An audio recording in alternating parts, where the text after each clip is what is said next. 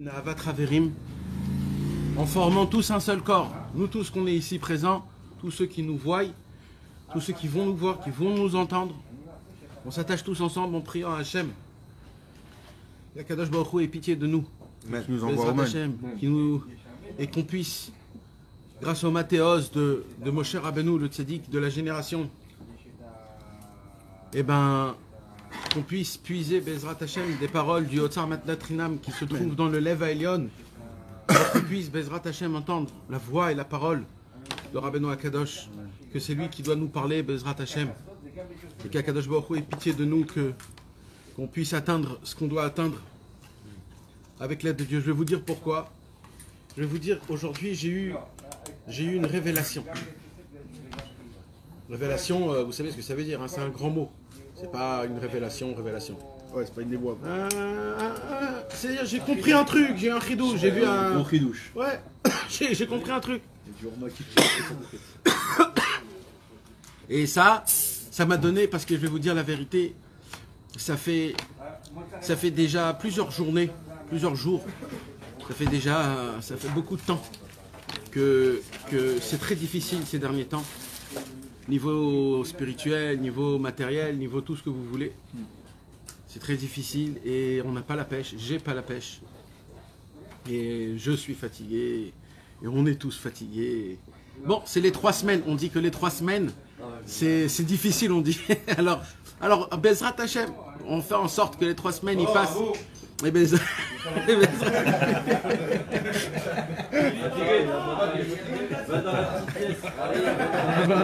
Oui, madame. Pas de souci. Non, vous l'avez déjà le matin, tu ne déranges pas. C'est quoi ça? Je garde tout faire. On comprend les noms religieux.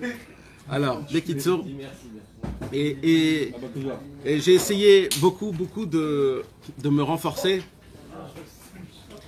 J'ai essayé de vivre un tout petit peu les paroles de Rabbeinu, et là j'ai compris combien il y a une différence énorme entre lire, comprendre, étudier et appliquer.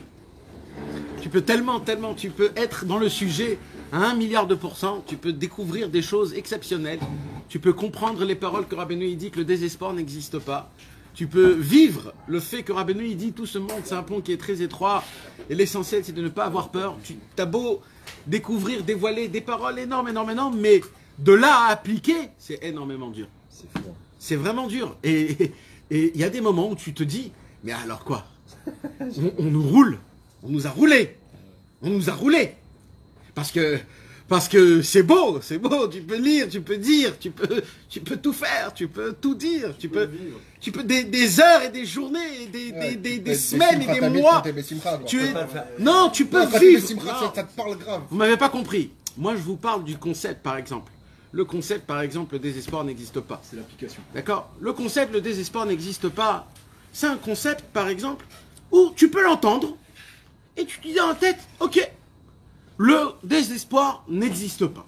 Bon, un grand tzaddik l'a dit, apparemment ça doit être émet, c'est vérité.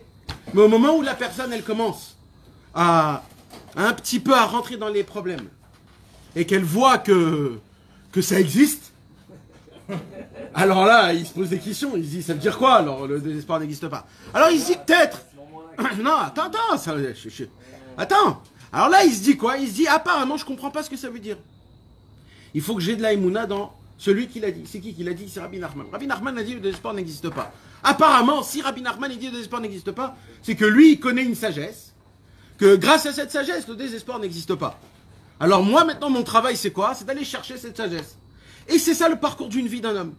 C'est au moment où il capte qu'il a besoin, ma mâche, de cette parole, pas parce que Rabbeinu il a dit, parce que j'ai besoin de cette parole, Bémet. Sinon, je peux pas vivre. C'est pas un sticker où il y a écrit le désespoir n'existe pas. C'est toute ma vie maintenant, il faut que je comprenne. Et là, il y a un homme qui commence à sa vie à comprendre. Et Hachem lui ouvre plein de fenêtres. Ça veut dire quoi, le désespoir n'existe pas? Jusqu'à que quoi? Que tellement il a découvert des choses, que lui, il est certain à 1 milliard de % qu'il n'y aura plus jamais rien du tout qui va le faire tomber, qui va l'emmener dans le désespoir. Et un beau jour, il y a un désespoir qui vient. C'est pas une patate, mon frère. Une patate, tu les as déjà reçues. C'est pas des uppercuts. C'était monté dans le ring, tu sais même pas ce qui s'est passé, t'as reçu un coup, t'es KO. En ambulance, t'as même pas vu l'adversaire. Tu sais même pas c'est qui l'adversaire. Tu te dis, mais c'est qui ce mec? Comment, j'ai même pas vu, j'ai rien vu. Je suis rentré, je suis tombé, je me suis étalé. Qu'est-ce qui s'est passé? Racontez-moi, je me rappelle même plus de ce qui s'est passé. Maintenant, le pire de tout ça, c'est quand tu tombes par terre et que t'es KO, tu restes à l'hôpital beaucoup de temps. Et là, à l'hôpital, tu dis, mais attends, tous les entraînements que j'ai fait, tout ce que le coach il m'a dit, le coach m'a fait montrer je suis plus balèze que lui, je suis plus fort que lui, je suis plus gros que lui, j'ai plus d'ancienneté de lui, j'ai plus de ceinture que lui. Mais comment il m'a mis au KO à la première seconde? Le match n'a même pas commencé.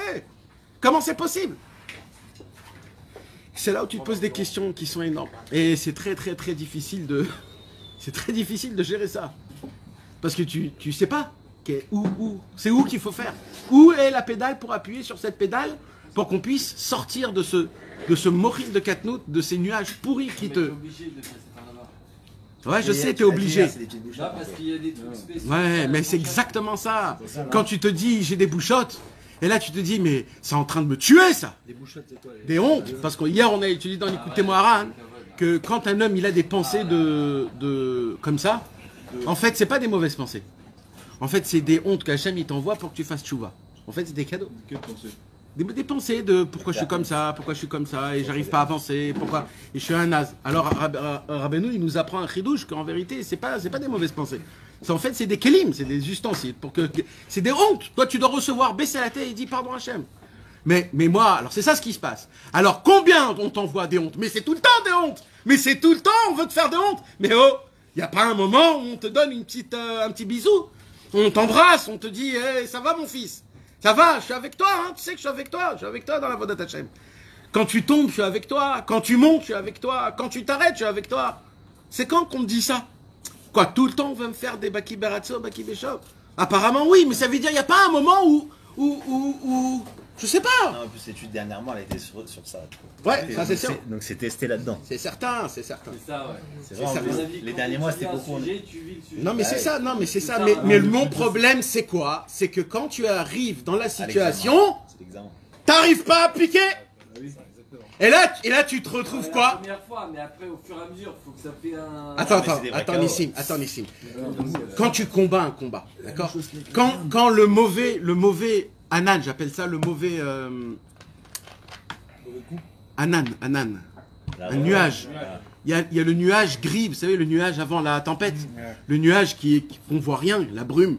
Ça s'appelle la brume. Quand la brume, elle commence à venir dans ta tête, et que tu vis dans la brume, il y a un moment où tu combats. Parce qu'on n'est pas des nazes quand même.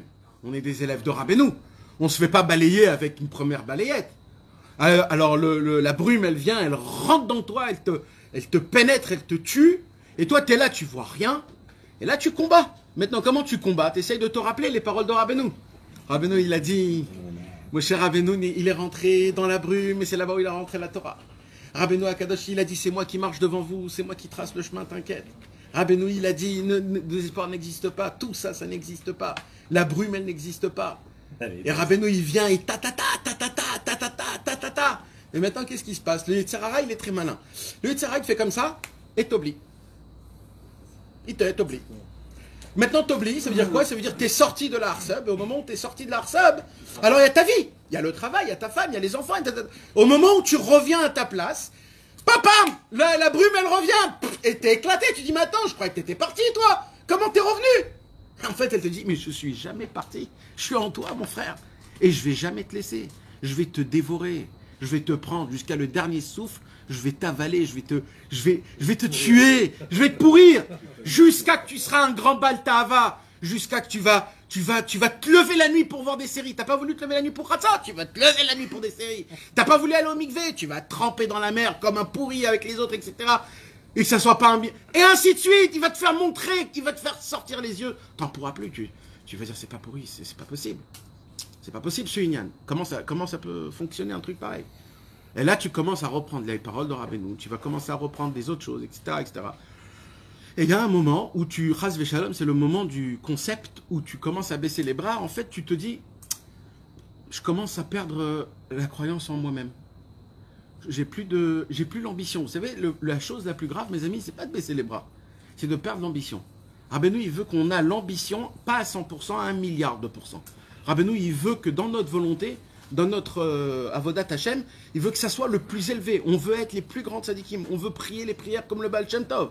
On veut étudier la Torah comme Moshe Rabbeinu, comme Rabbi Akiva, comme Rabbi Shimon Bar Yochai. On veut l'extrême de tout. On ne veut pas dans l'ambition. Quand un homme, il perd cette ambition-là, il a tout perdu. Tout notre problème, c'est de garder l'ambition à tout le plus haut possible.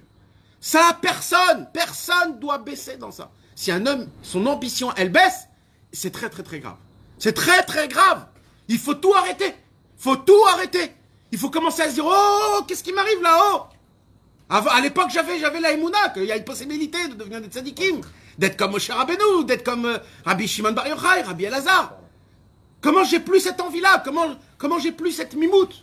Il faut tout arrêter, tout reprendre et tout se remettre depuis le début. Et de dire, allez, maintenant je fais comme un petit bébé. Je veux être un plus grand des tzadikim.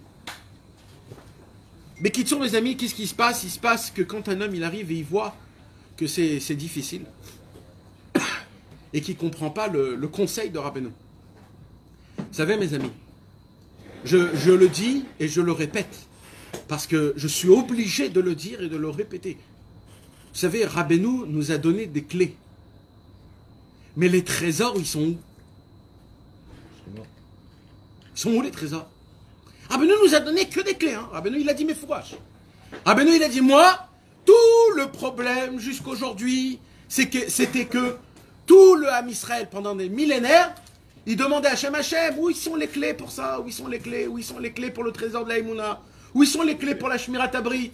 Où sont les clés pour avoir une prière Bechavana? Où sont les clés pour la Vodat Hashem, pour Chatzot, pour Mikveh? On veut les clés pour ça. Rabbeinu, il est venu et il a fait faire descendre toutes les clés pour tout. Mais là, la question, elle a été inversée. On a les clés. Où ils sont les trésors? Où ils sont les trésors? Le monde à l'envers. Le monde à l'envers. Ah mais c'est des conseils. Les clés, c'est des conseils. C'est pareil ou c'est pas pareil? Les clés, c'est le chemin pour arriver à. Tu comprends? Il y a un chemin. Il y a un pont. Il y a des ponts. Il y a des chemins. Tu es obligé de passer par le chemin. Pour arriver à ça, il faut des clés. Parce que tu peux arriver jusqu'à là-bas et la porte elle est fermée.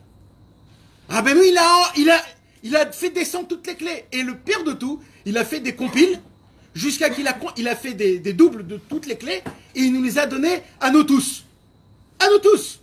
Quand Rabbi Nathan il a donné le Likutei Tfilot, il a fait faire descendre toutes les clés possibles pour toutes sortes d'Avodat Hashem. Toutes les clés. Le Likutei Moharan, le Kitzur Likutei Moharan, le Likutei Etzot, et ainsi de suite, ainsi de suite. Maintenant, la question, c'est où est le trésor? Et vous voulez savoir c'est quoi la réponse, où est le trésor? Eh bien, je voudrais, mes amis, que vous ouvrez vos oreilles et vos cœurs. Parce que c'est vraiment important, et c'est ça le message que je voulais vous dire avant qu'on commence le cours. Le message que moi, je voulais vous dire ce soir, Bezrat Hashem, c'est que quand on veut créer un film, alors au début, qu'est-ce qu'il y a?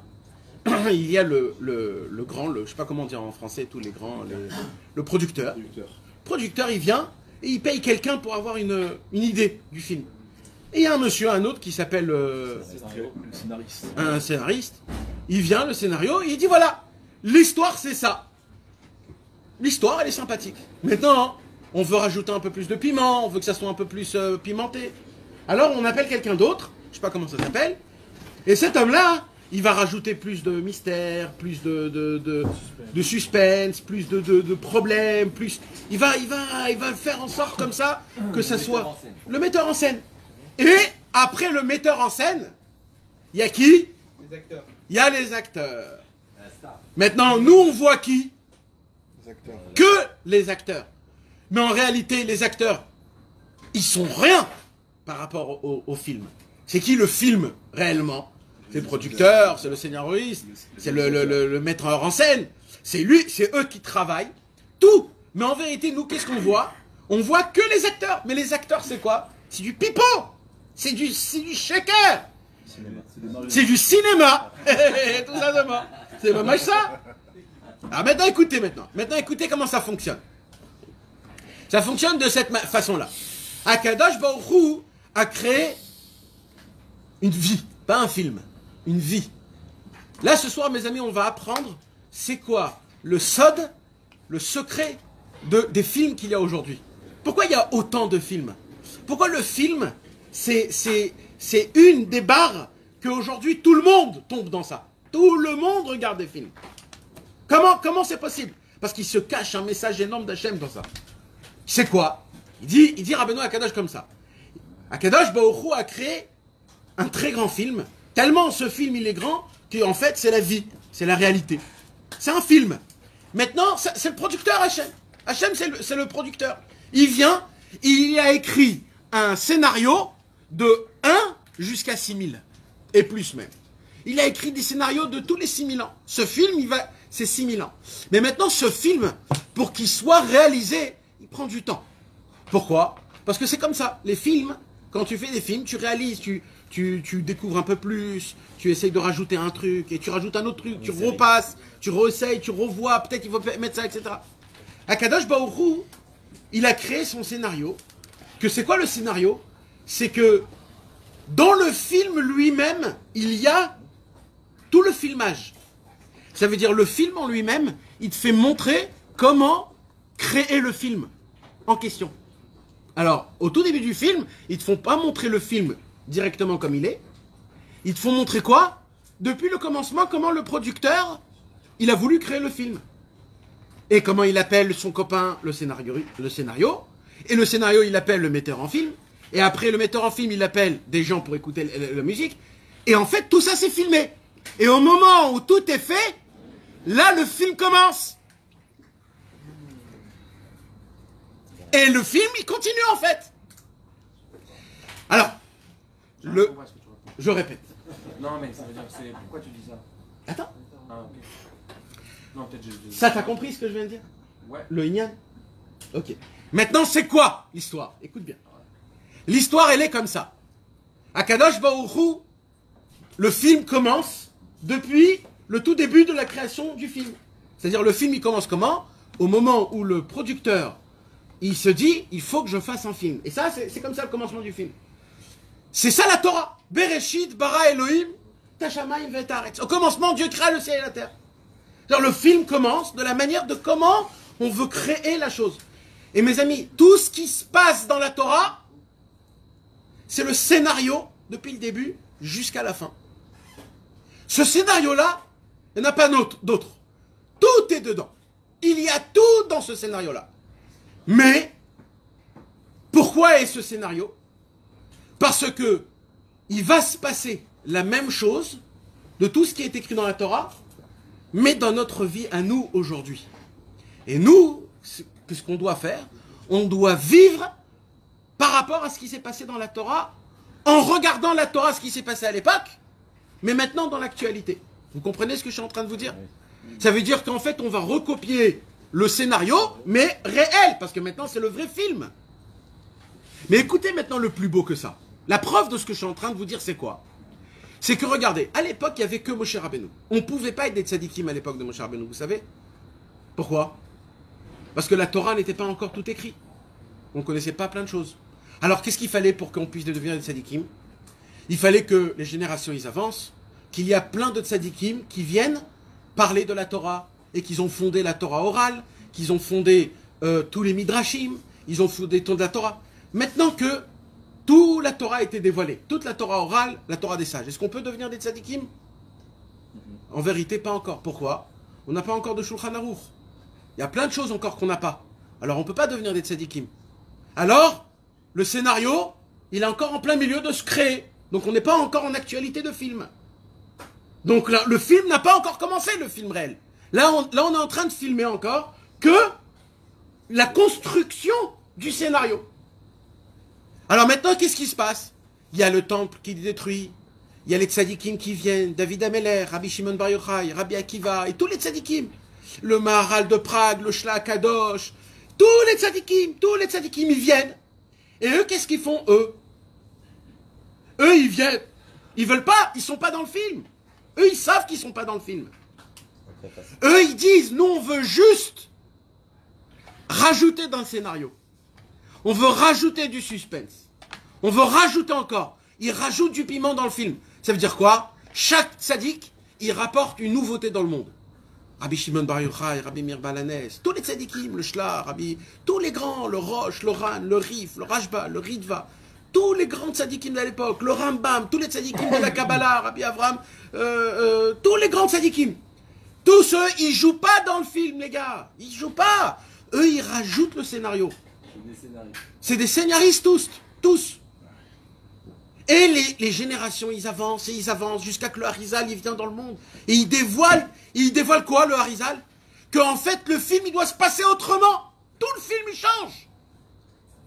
Et là, il donne encore plus des fenêtres à ouvrir et encore plus, jusqu'à que le film, il commence à prendre de l'envergure. C'est plus un film, ça peut être des séries en entière.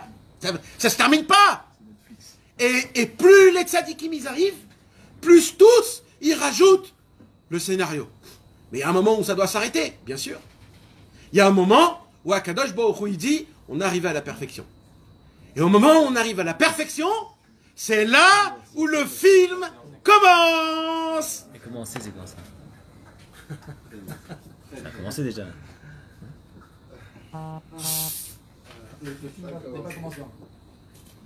Alors, Il y a des préventes des places là. C'est que des bandes annonces. C'est les avant-premières. celui qui veut aller dans ce film, je vends des cartes. Pour ça, il faut faire une Horat Keva. Journalière. Ouais. Chas v'shalom. Mais qui sont mes amis, qu'est-ce qui se passe? Il y a un moment dans l'histoire, sachez-le, hein, il y a un moment dans l'histoire où le scénario a été terminé et où le moment où le film a commencé.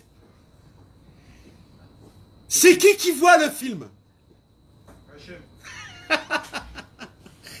En fait, ce film, il est que pour une seule personne. Hashem Yitbarach. Hashem Yitbarach. Tous les tzadikim, en fait, ils sont en train de préparer le film d'Hashem Yitbarach. Où Hashem Yitbarach s'assoit et il regarde comment les tzadikim, ils ont préparé la construction du monde d'une manière qui va arriver à la fin à sa réparation ultime, parfaite et complète. Comment on pourrait savoir c'est quand que le film a été sorti? Il y avait une nouveauté. La tête de sortie. D'accord, mais non. Au moment où il y a quelqu'un qui dit Après moi, il y aura pas. Terminé. après moi, Il n'y a plus rien d'autre. il n'y a pas d'autre. Voilà. Il y en a un qui a dit j'ai terminé, je terminerai. Ou j'ai gagné, je gagnerai. Un truc comme ça. Connaissez connaissez un tzaddik comme ça? Où il a dit après moi il n'y aura plus de nouveautés. Ça veut dire quoi après moi il n'y aura plus de nouveautés? Encore une fois, c'est Rabbeinu qui monte ses muscles? Pas du tout. Il y a un message derrière. C'est quoi le message? C'est maintenant le film. Ça veut dire quoi? Qu'est-ce qu'il dit Rabbi Nachman? Il dit Rabbi Nachman, vous voulez savoir? C'est lui qui a enclenché. Non, vous n'avez pas encore compris le point encore. C'est quoi le point essentiel?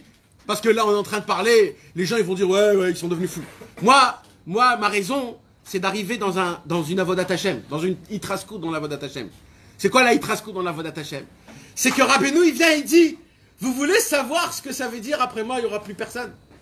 C'est le début du film. Ça veut dire que c'est le début du film, et ça veut dire quoi? Il est fini. Ça veut dire que tout ce qui s'est passé jusqu'à maintenant, tous les tzadikim qu'il y a eu jusqu'à maintenant, toutes les histoires qu'il y a eu jusqu'à maintenant, tout, c'était pour nous.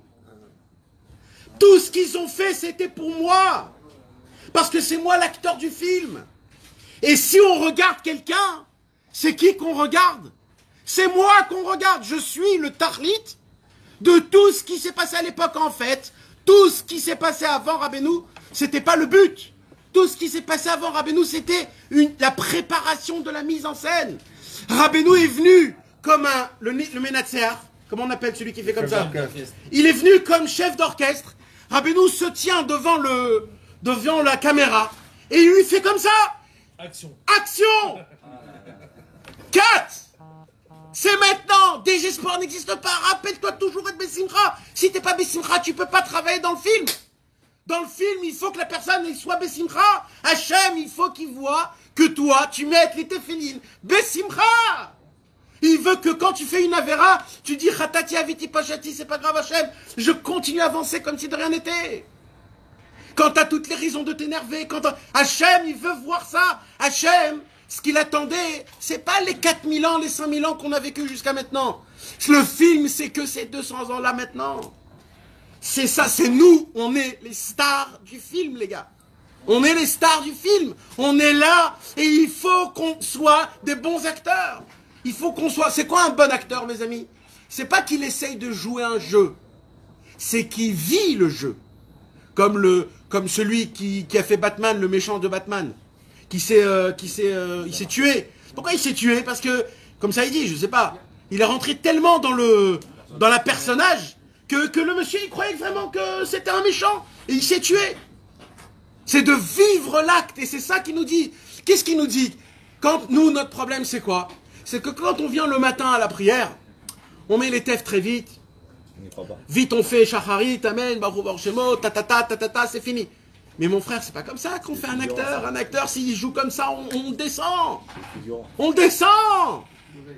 Il faut que tu le mettes avec tout l'enthousiasme. Tu dois vivre. Pourquoi? Parce que le film actuel, on est en live devant Hachem Yiparach. Maintenant, chaque seconde, on est en live. Et Akadosh Baruch Hu, il est en train de nous regarder. On est son film préféré à Hachem Yiparach. Akadosh Baruch Hu, qu'est-ce qu'il fait? Eh bien, il nous regarde. Et tous les tzadikim qui ont préparé le scénario, c'est quoi? Les conseils, le moussar, la Torah, les midrashim, les qualités, les conversations, les contes. Tous les tzadikim, tout ce qu'ils ont dévoilé pendant toutes les générations, ils l'ont dévoilé pour un seul but. Pour quel but? Pour Nissim de Netanya. Pour Michael de Tel Aviv. Pour Mordechai de Ranana. C'est pour ça? C'est pour ça qu'il nous a dévoilés. C'est pour nous. Pas pour à l'époque. Pour nous. On est aujourd'hui, actuellement, on est mamache. On est en plein milieu du film. C'est un scénario. C'est pas mal hein, comme vision. Il a dit, ah ben non, on va arriver dans une hérésie. C'est un scénario d'hérésie. Je dois poser une question plus forte. Est-ce que le mal existe chez Hachem? Alors voilà, t'as ta réponse. Mais la question, c'est pas le mal qu'on fait, mon frère. Non, c'est pas ça la question. Tu crois, Michael, que Hachem, il est méchant avec nous? Hachem, il nous adore même quand on fait des avérotes. Il y a une chose qu'il n'arrive pas à comprendre, Hachem, c'est quoi? Quand tu baisses tes bras. Il dit, Hachem, pour moi, ça c'est la plus grande avéra. Dans le monde en entier. Quand tu baisses tes bras, quand tu n'as plus de croyance en toi-même. Quand tu crois plus que tu peux avancer, tu peux envahir le monde par ta bonté, par ta lumière, par ta pensée positive, tu peux envahir le monde. Pas juste toi-même, le monde. Normalement, si on aurait les lunettes qu'il faut, un chassid Breslev, véritable, qui vit comme Rabbeinu nous demande, d'aller au mikvé tous les jours, de faire tikkun aklali, de faire chatzot, de faire idbo des doutes, un homme comme ça, quand il passe dehors, il contamine au kilomètre près tous les gens qui sont autour de lui. Il les contamine, mais d'un antivirus de ce monde-ci. On contamine tellement qu'on est des bonnes personnes. Un homme qui vit, mettre la Torah et Hachem, on contamine, on est rempli de lumière. On peut juste réparer le monde, juste que des Chassidei Breslev, ils viennent et ils s'éparpillent un petit peu dans le monde, ils les rendent tous bitchouva. La lumière qu'un juif, il dégage quand il est bessimcha, quand il juge quelqu'un positivement, quand il parle avec Hachem 1 heure par jour, quand il essaye d'aller au mikvé et de faire chatzot, un homme comme ça, il dégage énormément de lumière. Après, les gens se posent des questions. Comment on éduque les enfants? On n'éduque pas les enfants. Ça s'éduque pas les enfants. À l'époque, tu as éduqué les enfants. Aujourd'hui, c'est pas des enfants ce qu'on a. Aujourd'hui, c'est des bombes de lumière qu'on a. Ils sont tellement remplis de lumière qu'ils éclatent dans leur corps. Alors on croit qu'ils sont tous malades de hyperactive. Ils ont tous besoin de Ritalin. Mais ce qu'ils n'ont pas compris, c'est quoi? C'est des bombes de lumière. Ce que vous ne comprenez pas, on est les dernières Neshamot. Akadosh Baruch Hu, il fait rentrer les dernières Neshamot. Il ne veut pas qu'il y ait encore des autres générations. Il veut que ça soit la dernière génération. Alors il fait rentrer des maximums de lumière, des maximums dans des petits corps. Et ces petits corps-là, ils deviennent des monstres. Chas v'shalom. Mais c'est pas parce qu'ils sont des monstres, Ras Shalom. C'est parce qu'ils sont remplis de lumière. Et nous, que nous, on est les monstres, on peut pas les supporter, Ras Shalom. Le monde à l'envers. Pourquoi? Parce qu'on est dans ce monde-ci, on veut kiffer, on veut rien faire, on veut être des... Donc mes amis, il faut que vous compreniez, il faut que vous compreniez quelque chose, mes frères. Le message essentiel que je voudrais vous parler ce soir, c'est ce message que c'est pas qu'il y avait des tzadikim et les tzadikim ils sont meilleurs que nous. Les amis, vous n'avez pas compris. S'il existe des tzadikim, c'est que nous. Parce que tout ce qu'ils ont fait à l'époque, eux, ils sont pas dans le film. Eux, ils ont créé le film. Mais les acteurs, c'est nous. C'est eux les plus importants. C'est eux les tzadikim. C'est eux les bras droits d'Hachem. Parce que c'est eux, tout ce que nous on est vivants aujourd'hui, c'est eux. C'est grâce à eux. Mais c'est qui les acteurs? C'est nous. Et l'essentiel, c'est qui? C'est l'acteur. Pourquoi? Parce que qui tu vois? L'acteur. Donc nous, mes amis, tout le but de tout ce qui a été écrit dans la Torah, de tous les tzadikim, de tout, le but, c'est quoi? C'est que nous. Il n'y a jamais rien eu avant. Si maintenant, je te parle de Rabbi Meir Balanès, de sa grandeur, ou de Rabbi Shimon Bar Yochai, de sa grandeur, si je te parle de sa grandeur à eux, qu'est-ce que tu vas dire? Tu vas tout de suite te mesurer, toi, lui, et là tu vas dire, oh là là, combien je suis loin. Mais eux, c'était des tzadikim, t'as pas compris, c'est pas comparable. Lui, c'est son travail, toi, c'est ton travail. Ton travail à toi, tout ce que tu crois sur les autres, mets-le-toi maintenant sur toi, applique-le-toi sur toi. Le Emet le Hamito, c'est quoi le Emet le Hamito, mes amis? C'est que nous, maintenant, tout ce qu'on a entendu sur les tzadikim, combien ils sont grands, combien on ne peut pas les atteindre, il y a une chose qu'il faut savoir. Si on peut atteindre, c'est qu'aujourd'hui, et c'est que maintenant, et c'est que nous. Parce que eux, ils n'étaient pas dans le film, et nous, on est dans le film. Le film a commencé dès maintenant. C'est dès maintenant que ça commence. Ça fait 200 ans que le film, il continue chez Akadosh Baruch Hu. Vous savez que chez Akadosh Baruch Hu, 1000 ans, c'est un jour. Donc il faut faire le compte. Combien c'est un bon film? Un bon film, c'est 3 heures. Un vrai bon film. Il faut faire le compte. Combien c'est 3 heures d'Hachem? Et en fonction de ça, on peut savoir combien de temps le film, il est actuel. Et là, vous allez voir que c'est des années et des années. C'est maintenant. C'est maintenant que ça se passe. Ça se peut qu'on a la fin du film. Là, tout va changer maintenant, bientôt. Là. Tout va se remettre à l'envers. D'un coup, on va se réveiller. On va devenir tous des tzadikim. On va voir que le bon partout. On va être bessimcha partout. Il n'y aura plus de Tahavot Niouf. Il n'y aura plus rien. Là, on est à la fin. Là où ça éclate. Ça éclate de partout. Tu vas dire, mais comment ça va se terminer? Ça ne peut pas se terminer mal. Jusqu'à qu'il y aura un jour un homme qui viendra et qui va dévoiler le chesed et le shalom d'Hashem Yitbarach. Et là, le monde en entier, il va faire. Mais c'est quoi cette chose? Comment Rabbi Nachman a pu avoir ces choses-là? Ce que je vous ai dit ce soir, mes amis, on va le prouver. On va le prouver, mes amis, dans le Zohar HaKadosh, dans Rabbeinu Bechaye sur le Chumash, dans plusieurs livres.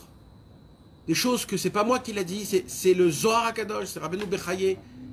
On va dévoiler, on va dire des choses qui sont énormes ce soir, si on a le temps, Bezrat Hashem.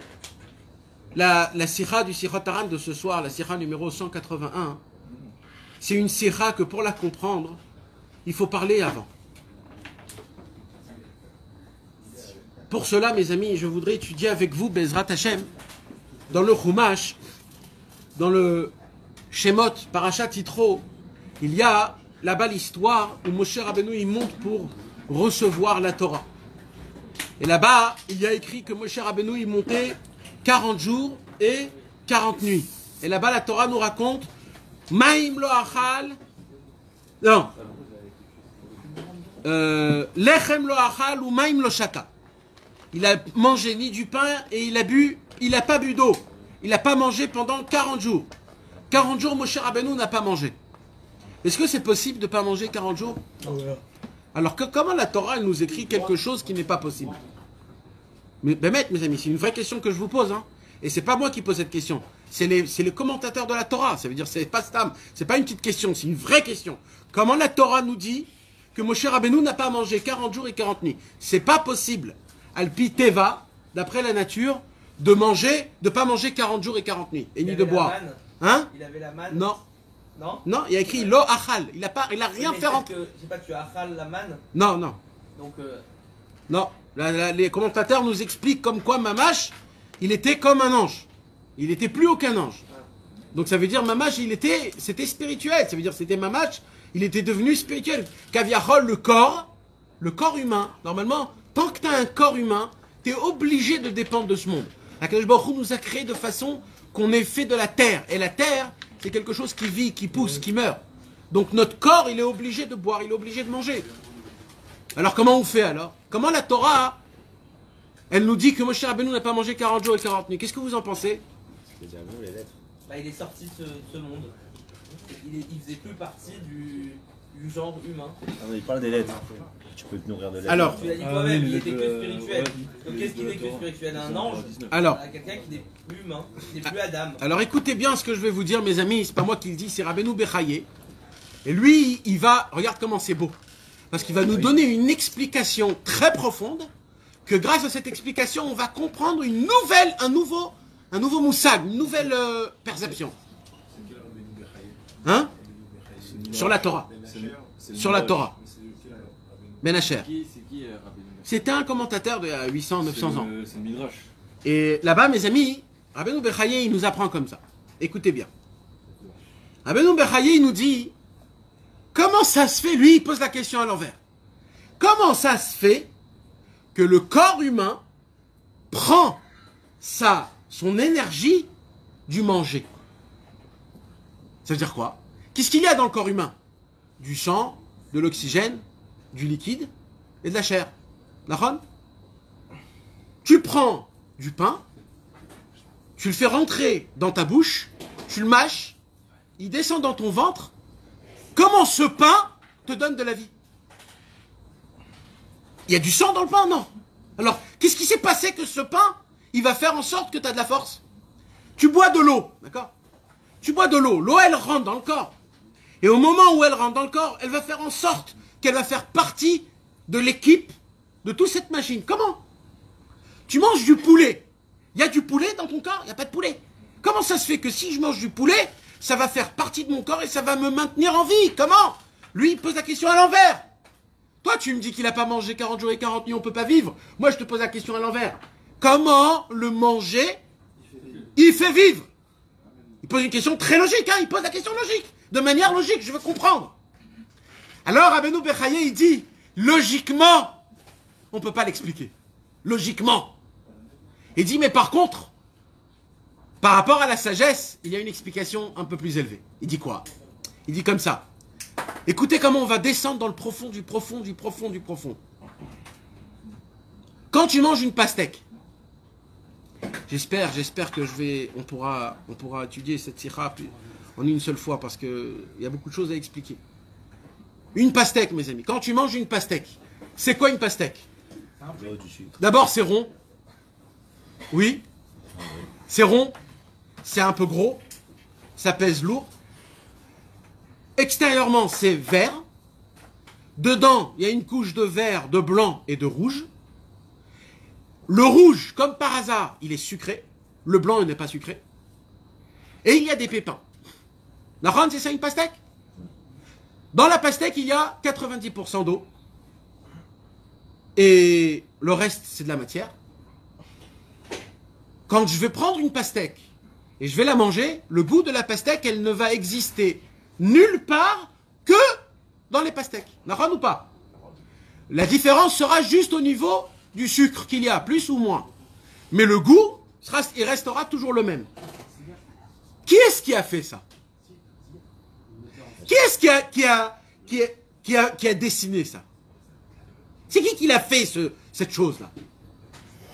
Apparemment, c'est qui? C'est le producteur du film. D'accord? C'est le scénario. C'est le metteur en scène. Mais comment ça s'est fait depuis la spiritualité jusqu'à la matérialité? Écoutez le sod, mes amis. Le sod, c'est quoi? C'est que chaque couleur qu'il y a dans le monde, sur chaque aliment, le citron, il est jaune, le pastèque, il est rouge, un abricot, c'est couleur abricot. C'est quoi qui fait les couleurs, mes amis? C'est quoi les couleurs? Comment les couleurs se dessinent? C'est pas juste, j'ai voulu que ça soit jaune, alors c'est jaune. Non. Dans chaque fruit, légume ou arbre, tout ce qu'il y a dans le monde, les couleurs sont en fonction des lettres qui constituent la chose. Par exemple, dans le mot etz, qui veut dire arbre, il y a la lettre Aïn et Tzadik. La lettre Aïn, elle a des qualités. qui lui appartient que à elle. Et la lettre tzadik, elle a aussi des qualités qui lui appartiennent que à elle. Quand tu prends le haïn et le tzadik, tu les mets en même temps, il crée une nouveauté qui n'a jamais existé. C'est quoi cette nouveauté? C'est une couleur qui est un peu marron, un peu vert, un peu jaune, et qui va constituer ce qui s'appelle un arbre. Dans le mot etz, il y a dedans les racines, les fruits, toutes les sortes d'arbres qui puissent exister, tous les noms, tout est institué dans les qualités de la lettre haïn et tzadik. C'est comme ça qu'a été constitué, mes amis, tout le monde, les fruits, les arbres, les légumes, tout ce qu'on mange, les poulets, les vaches. Dans le mot para, vache, il y a la constitution de tout ce qu'il y a dans une vache. Le lait, sa chair, sa grandeur, ses poils, ses couleurs, ses qualités, ce qu'elle fait. Tout est rentré dans le lettre Peresh E. Pourquoi je vous dis tout ça, mes amis? Parce que dans le ciel, les lettres, c'est les choses elles-mêmes. Dans ce monde-ci, c'est un dérivé. Le dérivé, c'est la vache. Mais dans le ciel, les lettres en elles-mêmes, ils sont la chose. Et c'est quoi la chose qu'il y a dans les lettres? Qu'est-ce qu'il y a dans les lettres qui font que dans ce monde-ci, ça crée de la matière? Il dit Rabbi Nachman, une sagesse cachée énorme. C'est quoi cette sagesse cachée? C'est comme un computer, c'est comme une donnée mathématique qui est énorme, mais dans une toute petite puce. Dans cette puce, comment elle s'appelle cette puce? Il y a une puce qui s'appelle Aleph, il y a une puce qui s'appelle Bet, et c'est un condensé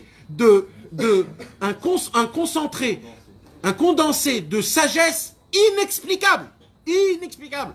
Tout ce que tu pourras faire avec la lettre Aleph est inscrit dans la lettre Aleph. Tous les hommes qu'ils ont, ou les femmes, qu'ils ont dans leur nom la lettre Aleph, dans la lettre Aleph, il y a dedans la personne, les qualités, les gens, etc. etc. Comment?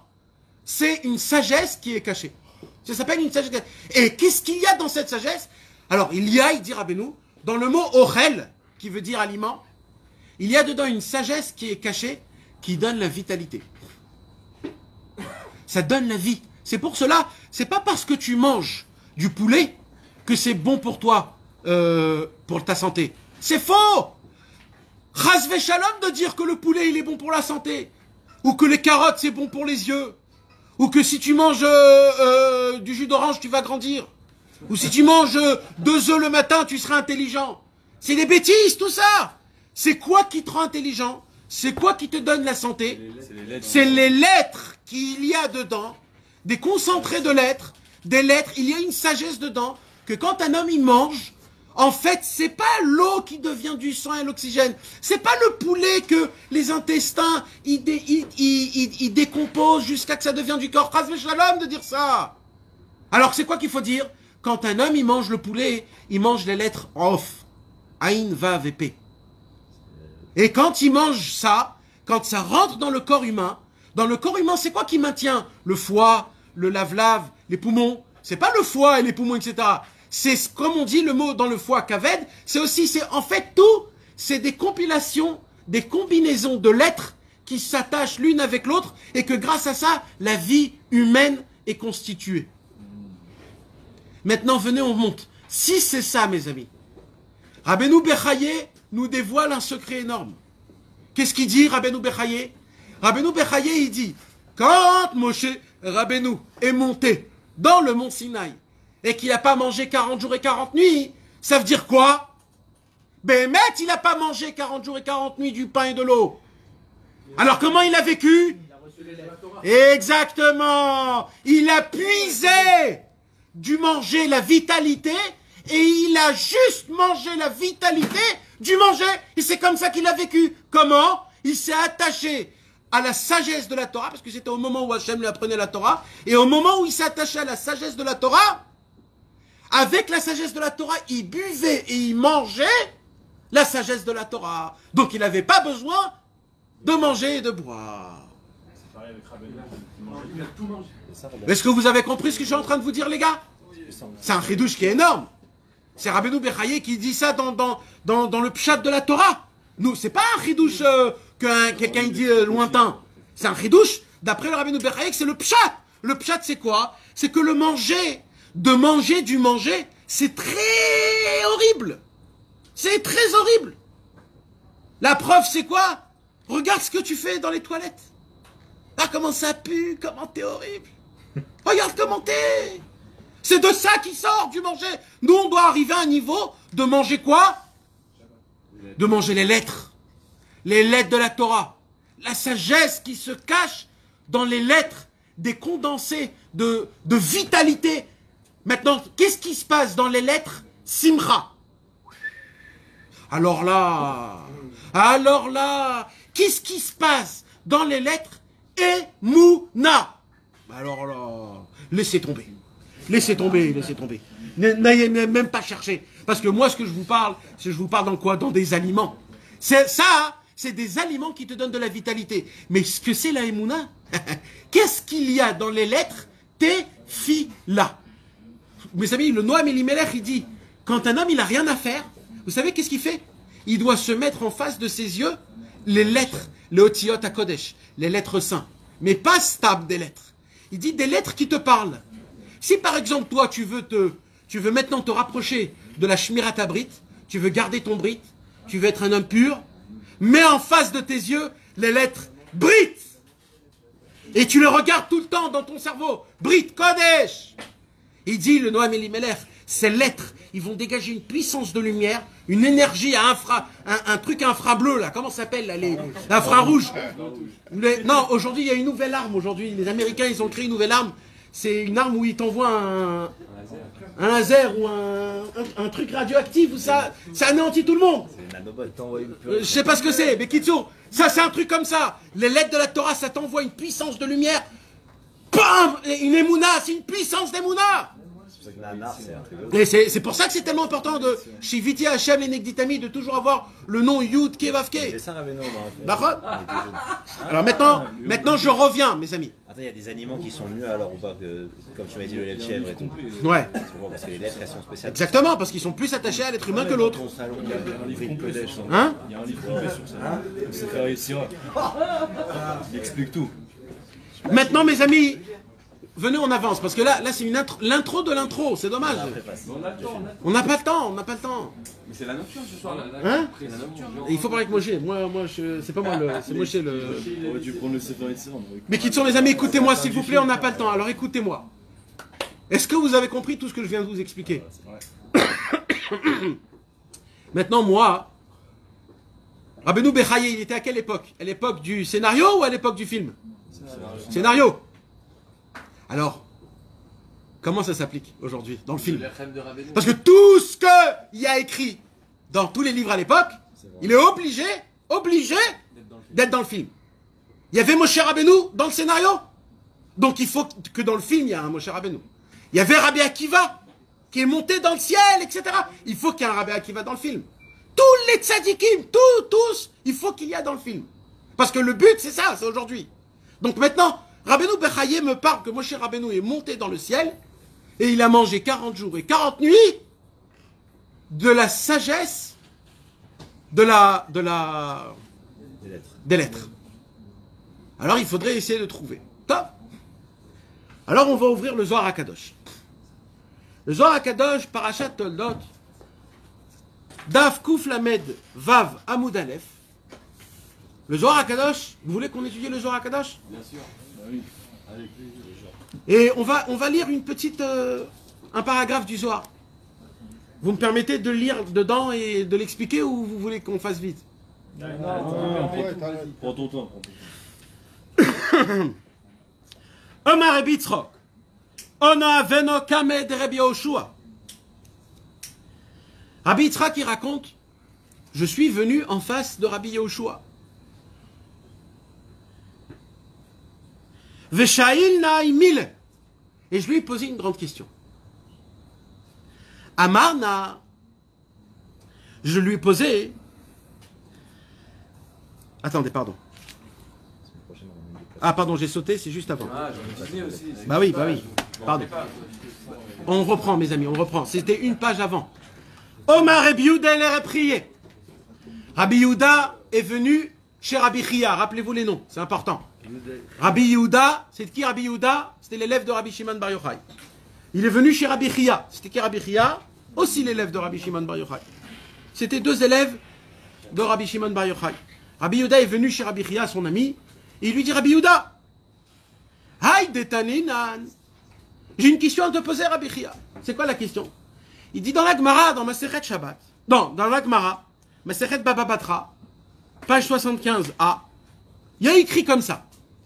Atid akadosh baruch hu la'asot seuda la tzadikim la'atid lavo. Il y a écrit dans la Gemara que dans le monde futur, quand Mashiach viendra, Akadosh baruch hu, qu'est-ce qu'il va faire? Il va faire une seuda. Mais pour qui? Pour les tzadikim. Seuda pour les tzadikim. Il y aura une table dressée, tous les tzadikim, ils seront à la table.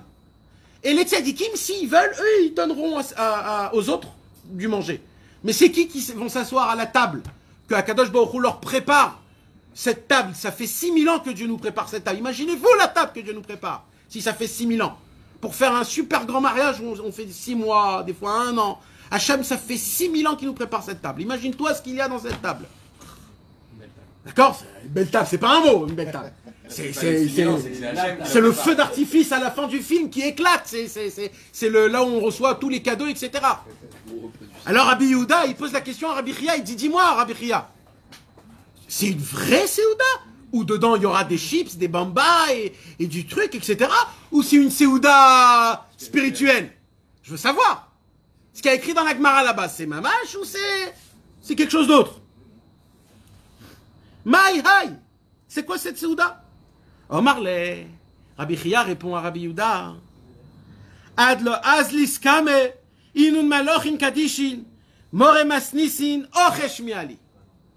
Il dit Rabbi Chia, grâce à Dieu, j'ai appris de mes maîtres qui ressemblaient à des anges. Et comme ils ressemblaient à des anges, moi à l'époque je pouvais poser cette même question que tu viens de me poser. Et c'est que eux qui peuvent répondre. Parce que eux, ce sont des tzadikim qui ressemblent à des anges. De là, on apprend. Comme ça, c'est le Zohar. Le Zohar, il nous apprend des choses sans nous apprendre. Quoi on apprend? On apprend qu'il y a des tzadikim, et il y a des tzadikim qui ressemblent aux anges. Des tzadikim, il y en a plein. Mais il y a des tzadikim qui ressemblent aux anges. C'est plus haut. Et il y a des questions que si tu poses aux tzadikim tout simple, ils ne peuvent pas répondre. Alors c'est pour ça, lui, il dit, qu'est-ce qu'il dit, Rabbi Chia? Il dit, moi, je vais te répondre une réponse pas des tzadikim. Je vais te répondre une réponse des tzadikim qui ressemblent aux anges, ceux qui savent répondre. Ok? Et lui dit, et voici leur réponse qu'ils m'ont répété, qu'ils m'ont dit. Qui van de shamis o de Omar Rabbi Elazar? C'était qui ce tzadik qui ressemblait à un ange? Il dit, c'était Rabbi Elazar. C'est qui Rabbi Elazar? Le fils de Rabbi Shimon Bar Yochai, celui qui est enterré juste à côté de lui, celui qui était avec lui dans la grotte. Alors il a dit, moi j'ai posé la question à Rabbi Elazar. Isyashva beliboy. Et quand il m'a répondu, j'avais plus aucune réponse. J'avais plus aucune question. Ça veut dire la réponse qu'il m'a donnée, c'était une réponse qui était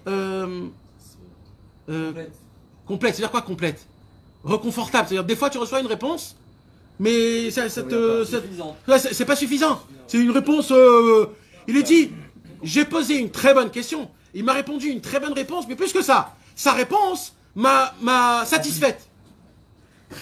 Tout ça, c'est des secrets, hein, mes amis. Le Zohar HaKadosh, chaque mot, c'est des secrets. Donc, nous, on ne comprend pas c'est quoi les secrets, mais il y a des secrets qui se cachent là. Des hommes à Rabbi Elazar, et comme ça a dit Rabbi Elazar. C'est Ouda Satzadikim leosid lovoy, kehai dirsiv, vayechezu et Elohim, vayochlu, vayoshtu. Il dit Rabbi Elazar, tu te rappelles, Rabbi Chia, qu'il y a un pasouk dans la Torah où il y a écrit Vayechezu et Elohim, ils ont vu Dieu, Vayochlu et Vayoshtu. Et quand ils ont vu Dieu, la vision qu'ils ont vue, pour eux, c'était boire et manger. Ou Mefaresh. Et il explique Rabbi Elazar. Vedaoud etnan, nizonin. Veomar Rabbi Elazar. Il dit par contre, Rabbi Elazar, il dit dans un autre endroit dans la Gemara, il y a écrit quoi? Il y a écrit Tzadikim yoshvim ve'atrotehem beroshem ve'ne'enim miziv hashchina. Ma ben haï le haï. Il y a deux Gemara dans Baba Batra. Il y a une Gemara dans Baba Batra, il dit Rabbi Elazar, où il y a écrit les tzadikim, ils vont s'asseoir et manger de la Séouda de Dieu. Et il y a une autre Gemara qui dit les tzadikim, ils vont s'asseoir et ils vont voir la table de Dieu. Alors Rabbi Elazar, il dit, il y a une différence entre voir et manger. Comment c'est possible qu'il y a c'est la même Gemara, la même parole, et une parole te dit qu'ils vont manger, et une parole te dit qu'ils vont juste voir la table dressée de Dieu. Alors, ils vont voir ou ils vont manger? Il pose la question à Rabbi Elazar. Alors Rabbi Elazar, il a dit à Rabbi Ria, cette question, je me suis posée à moi. Et à qui j'ai posé cette question? À Rabbi Shimon, mon papa. Je suis allé voir papa, Rabbi Shimon Bar Yochai, et je lui ai dit, papa, maître, Rabbi Shimon, comment une fois il y a écrit Nehenin, et il y a une fois il y a écrit Nizonin. Une fois il y a écrit kiffer, une fois il y a écrit manger. Quand il y a écrit Nehenim, c'est Ziv Ashrina, c'est pas Shulchan. Non, non, il y a écrit comme ça. De Omar Rabbi Elazar, Seudat Hatzadikim Latid Lavo Kai Dirte Vechedodem Vechu Veishtu, Vedaoud Etnan Nizonin. Omar Rabbi Elazar Ba'atachad Tanina Nehenin. Tzadikim Yoshvim Vatroten Beroshem, Venenim Ziv Ashrina. Là-bas il parle, mamash de ça. C'est la Seudat des Tzadikim. C'est mamash ça. Alors Rabbi Shimon Bar Yochai lui a dit, mon fils, je vais te dévoiler un secret. Atzadikim shelo zachu kol kach. Les tzadikim qui n'ont pas mérité autant, eux, ils pourront que voir. Mais les tzadikim qui ont mérité, eux, ils pourront s'asseoir et manger. C'est un chidouche gadol. Ça existe des tzadikim. C'est des tzadikim. Ils ont le thème tzadik. Mais comme c'est un tzadik qui n'a pas mérité, on ne sait pas quoi, alors ce tzadik-là, il ne pourra pas s'asseoir à la table de Hachem Yitbarach. Par contre, les tzadikim qu'ils ont mérité, eux, ils peuvent s'asseoir et manger à la table de Hachem Yitbarach. Alors quoi, c'est quoi? Ça veut dire que tous les juifs, c'est des tzadikim? Attends, on ne sait pas. Pour l'instant, on ne sait pas. On ne sait pas ce que ça veut dire. Là, on lit pour l'instant. Et continue Rabbi Shimon. Ça vous fatigue, les gars? Pas du tout, vas-y, enchaîne. Du tout, là, je suis en... Ouais. Et là, il dit comme ça. On est en feu. Alors là, il vient, il dit comme ça. Ve'en achila ou shtia.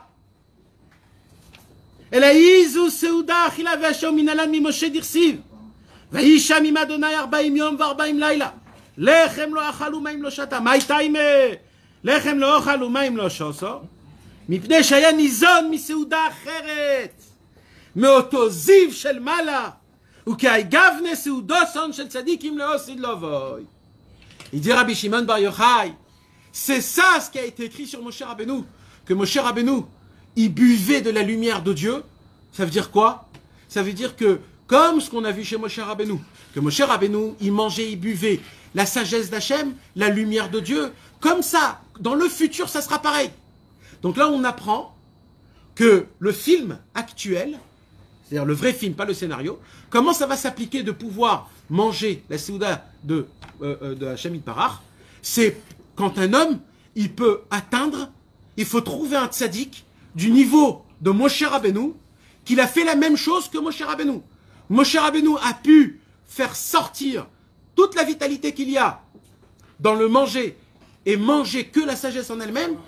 Maintenant, dans le film actuel, il faut trouver le scénario qui nous fait montrer Moshe Rabbeinu et qui mange que de la spiritualité, que de la sagesse. Alors maintenant, comment ça se passe? Alors maintenant, on va lire la Sikha du Sichot Taran, Sikha numéro 181. Bechavod, écoutez bien, ouvrez vos oreilles, parce que ce qu'on étudie maintenant, mes amis, rappelez-vous bien de tout ce qu'on a dit. Parce que tout ce qu'on a dit, on va le répéter, maintenant, après qu'on va comprendre de qui et de quoi on parle. Sikha, Sichot Taran, Kouf, Pe, Aleph. Bechavod.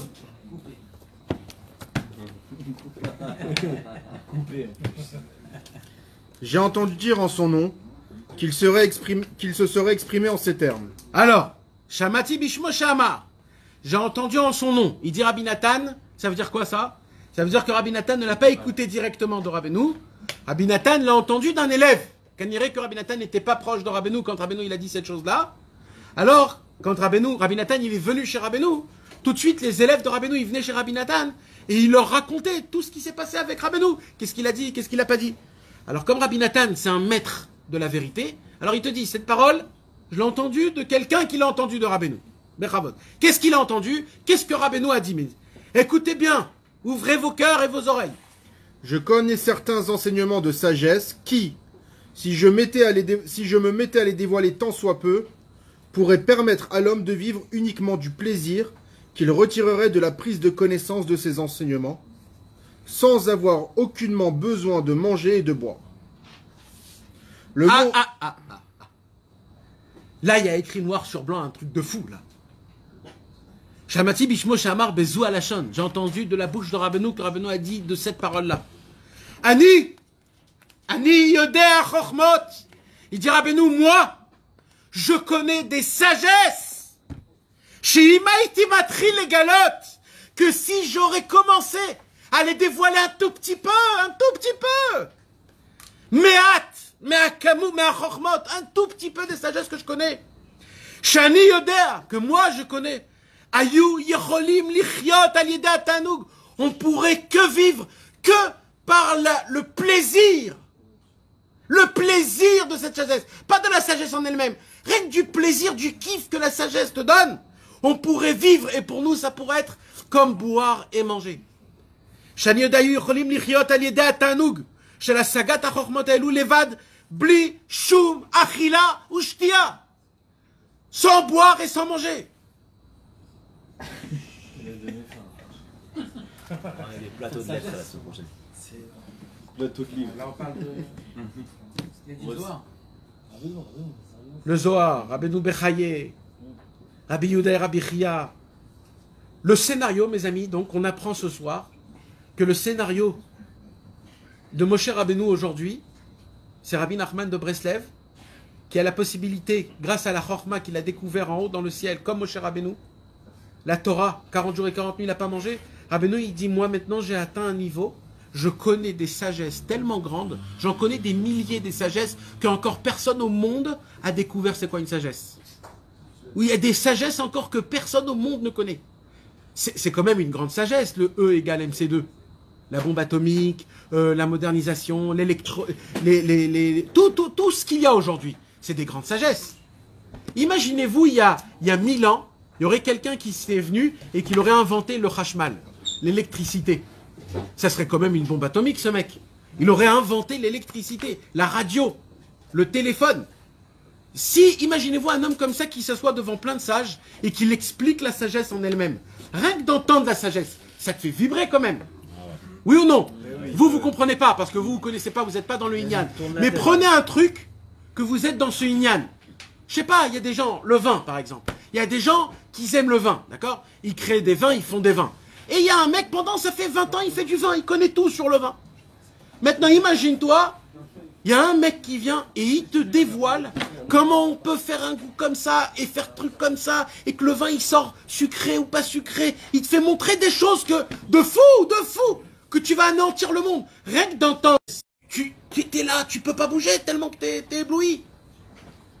Ça existe, mes amis, que des fois on s'assoit devant un film, on continue un deuxième film, on continue un troisième film, et en plein milieu du troisième film, tu as envie de faire pipi depuis le premier film.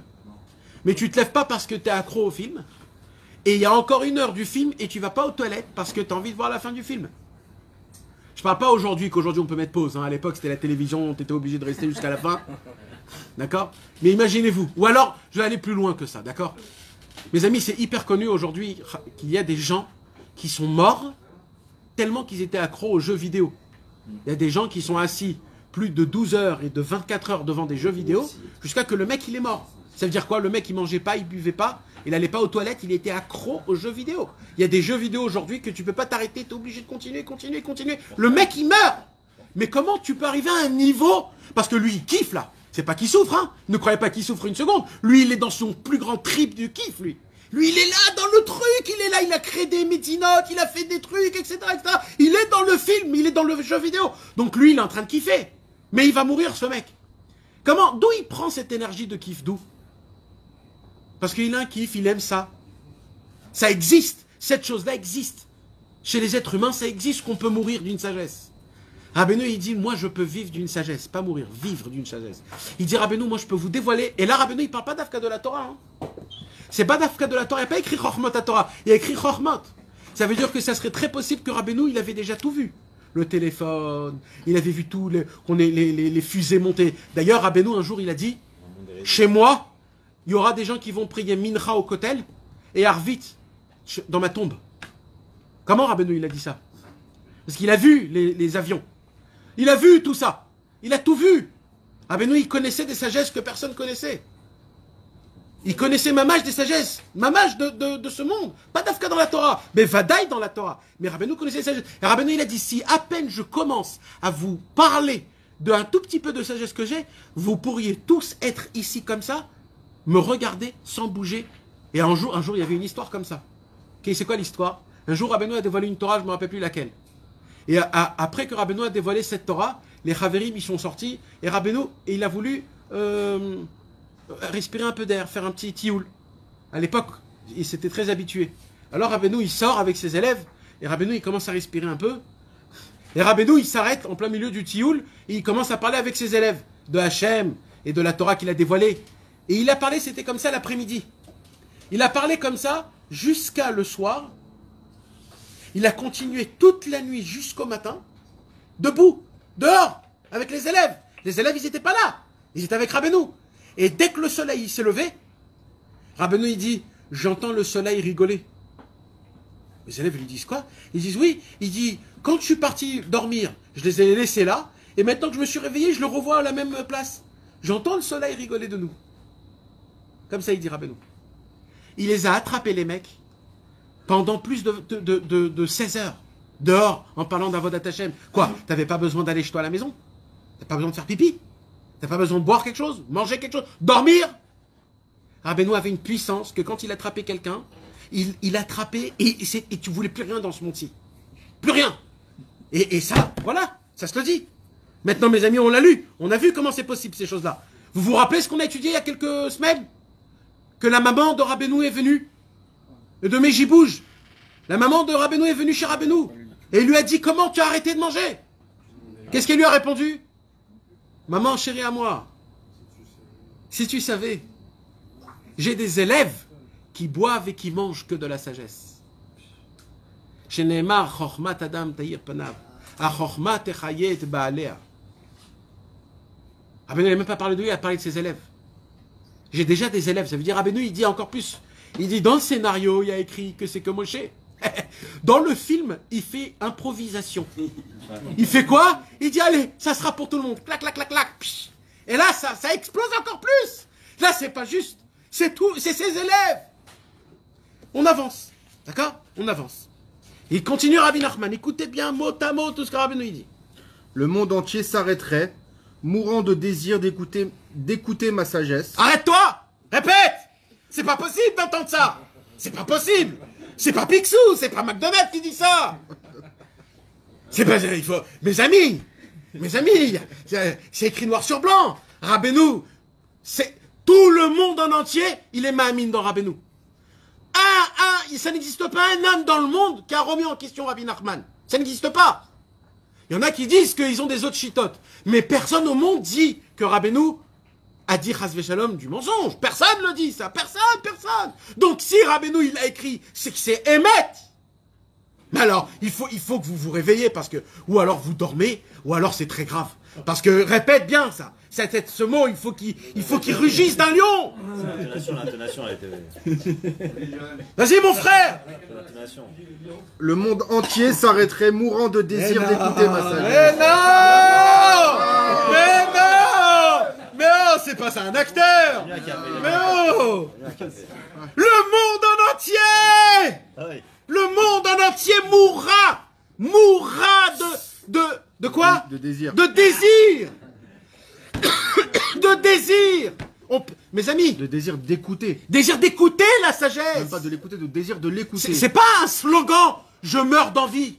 C'est pas un slogan, il n'y a pas de slogan en hébreu. Rabbeinu il dit, la mout bichlot hanefesh, mourir de languissement. Comment pourrais-je atteindre cette sagesse? Mais c'est quoi cette sagesse? La sagesse de Rabbeinu, il a dit, si j'ouvre ma bouche, un tout petit peu, et je dévoile dans le monde ma sagesse, ça voudrait dire quoi? Qu'il n'a jamais dévoilé sa sagesse. Il ne l'a jamais dévoilé. Avec tout ce qu'il a dévoilé, il n'a pas encore dévoilé ça. Rabbeinu, il dit, si je dévoile quelques mots de ma sagesse, il dit Rabbeinu. C'est pas certaines sagesses. Hein? Pas certaines sagesses. Certaines. Chormot. Ouais, c'est pas tout. Non. Quelle sorte? J'en ai. À quelle période? Je ne sais pas. Ayu yotzi michiyutam. La vie sortirait de leur corps tellement qu'ils mourraient de languissement. Comme Moshe Rabbeinu, quand il a vu Eretz Israël, il est mort de languissement. Nous, si on entend la sagesse de Rabbeinu, on meurt de languissement. On va atteindre la chose. Avec des introductions. Alors, mais vas-y, continue. De l'eau pas. Et les gens, après avoir goûté à ces enseignements d'une douceur, d'une suavité et d'une exquisité dépassant toute imagination et toute mesure, perdraient tout goût à ce monde. Répète. Parce que là, mes amis, on peut perdre goût à ce monde. C'est possible de perdre goût à ce monde. Vous savez, mes amis, des fois, quand on est malade, on est très méchant. Pourquoi? On est des nazes, des mal... Mcheneuf. C'est quoi? Déjà, la première chose, oh là là, j'ai pas le goût à rien. J'ai pas le goût, je sens pas. Tout ce que je mange, je sens pas. Mais tu dois chanter, danser, mon frère. Tu fais la tavatachila. Tu as pas de goût dans le manger. C'est ce qu'un chassid Breslev, il meurt d'envie. De manger sans ressentir le goût, juste pour avoir un peu de vitalité. Toi, tu pleures de ça. Toi, tu pleures de que t'as pas de goût. Là, Rabbeinu nous apprend comment perdre le goût à ce monde. Comment je peux perdre le goût à ce monde? Comment je peux perdre le goût à ce monde? Rabbeinu, il dit, si vous entendez une de mes sagesses, tellement elle sera belle, que tout le goût de tout dans le monde en entier, vous allez le perdre. Vous allez voir le plus grand film du monde, les femmes les plus belles, les tentations les plus grandes, le manger le plus bon, l'argent le plus moufcar qui puisse exister dans les casinos les plus grands, et vous, ça va rien vous faire. Mais alors, rien de rien. Limite, tu vas cracher dessus. Tu vas dire, mais ni chaud ni froid, mec, ni chaud ni froid, rien.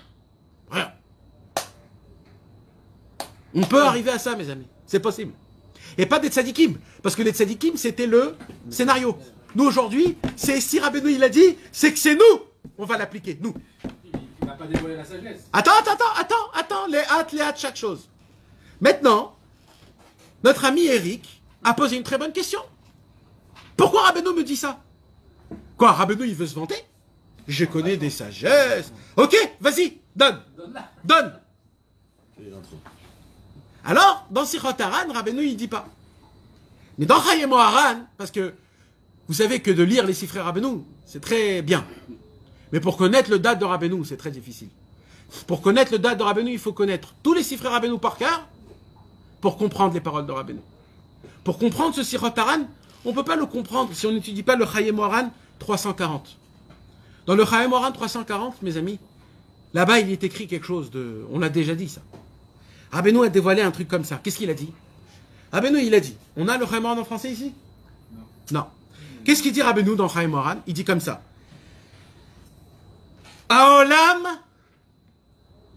lotamu oti klum adain. Le monde ne m'a pas encore goûté du tout. Mais tu charries, Rabbeinu? T'as dévoilé 411 Torah, plus de 5000 pages de l'Ikuta Halachot, des milliers de conseils, des contes, le Tikkun HaKlali, Ouman Rosh Hashanah, le Pétek. Mais c'est-à-dire quoi? Lotamu oti klum adain. Si tu me dis lotamu oti, ok. Mais Kloum, on t'a pas encore goûté rien du tout. Ah oh, Rabbeinu, t'exagères. Chas v'shalom. Aolam lotamu oti kloum adain. Vous voyez tout? Rabbi Nachman, vous voyez? Rien du tout. Nada. Vous savez pas de quoi... Vous ne savez pas ce que c'est. Bichlal, vous savez pas de quoi vous parlez. Il dit Rabbeinu, qu'est-ce qu'il dit? Il dit comme ça, écoutez bien. Ilou Ayou Shomin, si le monde aurait le mérite d'entendre Rak Torah Achat, juste une seule Torah, chez Ani Omer, que moi je vais dire, Imanigun avec son chant, Ve'arikoud et sa danse, Ayou Kula Betelim Bebitoul Gamour, ils seraient tous annulés d'une annulation totale. Aïnou. Alors là, il pose la question, Rabbi Nachman à Rabbi Nathan. Ça veut dire quoi, Bitul Gamour? Rabbi Nathan, tout honteux, il dit, ils auraient plus de libre arbitre, le monde. Il dit, Ken, Yoter misé, plus que ça. Il dit, Afilou Chayot ou Behemot. Même les vaches et les scorpions et les mille pattes et les rhinocéros, même eux, tous ils se seront annulés. Et Ravenu, il pose la question à Rabbi Nathan. Alors, qu'est-ce que ça veut dire? Il dit, même les Chayot et les Behemoth, même eux, ils ont un libre arbitre. Même eux, ils vont. Ça veut dire quoi? Ça veut dire que tous les animaux vont se mettre à deux pattes et vont parler. Rabbeinu, il dit, Ken, Avalioter misé. Dit quoi? Même les pierres et même l'eau et même la terre. Si je dévoile dans le monde une Torah, un enseignement, avec son chant, sa mélodie, et avec sa danse, le monde en entier s'annule totalement, le Yetzirah n'existe plus. Maintenant, il dit Rabbi Nachman, vous voulez que je vous explique la chose? Ça veut dire quoi? Ça veut dire quoi cette parole? Encore une fois, vous croyez que Rabbeinu, il fait ses muscles? Il y a un message derrière toutes ces paroles-là. C'est quoi le message? Et là, Rabbi Nachman, je vous le conseille tous, mes amis, s'il vous plaît, quand vous rentrez chez vous, d'ouvrir le Chayei Moharan et de le lire. 340, très important. Parce que là-bas, il l'explique. Je n'ai pas le temps de rentrer dans l'explication, mais là-bas, il l'explique d'une explication exceptionnelle. Là-bas, Rabbeinu nous dévoile d'où vient la danse. D'où vient la danse? Il dit Rabbi Nachman, la danse c'est quoi? Hachem a fait rentrer dans la mélodie, parce que celui qui veut savoir, il y a sur YouTube à peu près 11 cours sur la mélodie. C'est la Torah Guimel du Likutei Moharan. C'est très important de l'écouter pour comprendre ce que je vais dire maintenant. Mais là-bas, ce que j'ai dit en 11 cours sur un seul pied, c'est que le monde en entier fonctionne à travers des vibrations de musique. Et c'est ça l'équilibre de tout le monde. C'est matériel et spirituel. Je ne peux pas rentrer dans le concret, mais on l'a expliqué là-bas. Mais qui sur ce qui se passe? D'où vient la danse? D'où vient la danse? La danse vient du rythme de la musique, de la mélodie. Quand je mets une mélodie spéciale, que tu le veuilles ou pas, si c'est une mélodie que tu aimes, et si c'est une mélodie que tu vis et que c'est sympa pour toi, tu vas faire comme ça. Si c'est du trance, tu vas faire comme ça. Si c'est du jazz, tu vas faire comme ça, comme les autres, comme ça. Et ainsi de suite. D'où vient la mélodie? La mélodie, c'est quoi? C'est une arme que le corps ne peut pas contre. Dès que l'homme entend la mélodie, ça lui fait rentrer du souffle dans son corps. Ça s'appelle du rouar. Et ce rouar-là, c'est ça qui fait bouger le rythme du corps. Et de là vient la danse. Il dit Rabbi Nachman, maintenant imaginez-vous un homme, un number one dans le monde, qui sait habiller les mouvements à la perfection de la mélodie. Si chaque note de mélodie a un mouvement qui s'appelle une danse, imaginez-vous un homme qui compose une mélodie exceptionnelle, mais que tous les mouvements de cette mélodie vont en faisant. C'est-à-dire qu'il fait des danses par rapport à la mélodie. Vous savez, aujourd'hui, il y a les gens qui dansent robots. Les mimes. Non, les gens qui dansent robots. Tu sais, les techno-robots. Et aujourd'hui, pourquoi ils aiment ça, les gens? Parce que le monsieur, il arrive à bouger son corps par rapport au bruit du robot. Tac, tac, tac, tac. Il fait comment? Le rythme. Et ça, c'est beau d'une certaine manière. Mais imagine-toi maintenant une vraie musique, pas les musiques des fous d'aujourd'hui. Les vraies musiques de classique, les musiques du Baal Shem Tov, etc.